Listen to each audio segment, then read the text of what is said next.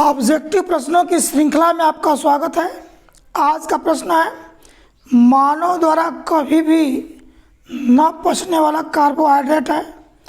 इसमें 4 ऑप्शन है, glucose, cellulose, sucrose और स्टार्च। तो इसका आंसर होगा सेलुलोज। सेलुलोज एक ऐसा कार्बोहाइड्रेट है जो पशुओं के द्वारा पचता है। अगला प्रश्न है, डीएनए का संश्लेषण कहलाता है।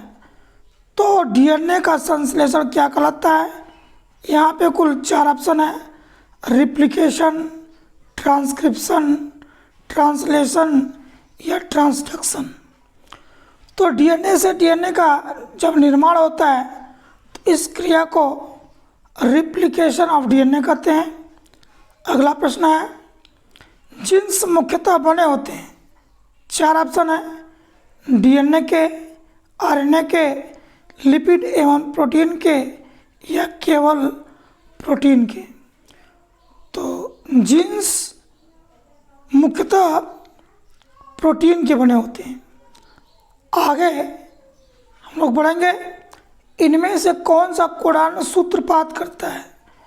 इनिशिएशन कोडान किसे कहते हैं जो प्रोटीन संश्लेषण की क्रिया को प्रारंभ करता है? 4 ऑप्शन है, एयूजी, यूएए, यूजीए या जीयूजी।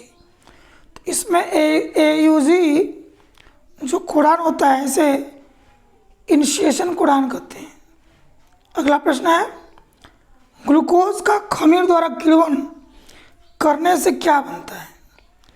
तो यहाँ पे ग्लूकोज का ईस्ट की उपस्थिति में जब फर्मेंटेशन होता है तो 4 ऑप्शन है, ethanol and carbon dioxide, ethanol and जल, मेथनॉल एंड कार्बन डाइऑक्साइड या वाटर एंड कार्बन डाइऑक्साइड। तो ग्लूकोज के किण्वन से एथिल एल्कोहल या एथनॉल बनता है जिसे शराब कहते हैं और कार्बन डाइऑक्साइड गैस बाहर निकलती है।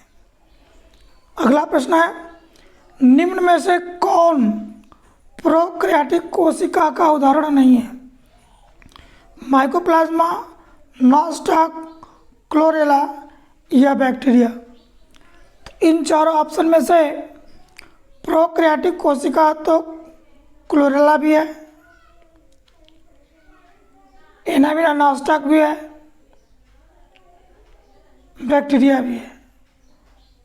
तो माइकोप्लाज्मा ये प्रोकैरियोटिक कोशिका के अंतर्गत नहीं आता है। अगला प्रश्न है, कॉकस जीवाणु किस प्रकार के जीवाणु कहे जाते हैं? तो 4 ऑप्शन है, विब्रियो, रॉड लाइक, स्फेरिकल या स्पाइरल। तो इसका आंसर होगा, कोकस का मतलब होता है गोलाकार जीवाणु, डिप्लोकोकस, स्टेप्टोकोकस। तो इसका सी वाला ऑप्शन सही होगा। अगला प्रश्न है, ओजोन गैस किस परत में पाई जाती है? तो ओजोन गैस तापमंडल, मध्यमंडल, क्षोभमंडल या समतापमंडल। तो इसका डी वाला ऑप्शन सही होगा, समतापमंडल या स्ट्रेटोस्फीयर, जो लगभग 13 से 50 किलोमीटर ऊपर परत होती है, इसमें ओजोन गैस पाई जाती है। ये अल्ट्रावायलेट किरणों को पृथ्वी पर आने से रोकती है। अगला प्रश्न है, किस भारतीय वैज्ञानिक ने प्रयोगशाला में कृत्रिम जीन का निर्माण किया था? हरगोविंद खुराना, बीरबल साहनी, सलीम अली या जगदीश चंद्र बोस। इन चारों ऑप्शन में से पहला ऑप्शन सही होगा, डॉक्टर हरगोविंद खुराना ने सबसे पहले जीन का निर्माण किया था। अगला प्रश्न है, हाथी पांव रोग, एल्फेंटाइटिस रोग का कारण क्या है? 4 ऑप्शन है, वाउचेरिया बोनक्रिफ्टी, फेसियोला हिपेटिका, वायरस या बैक्टीरिया।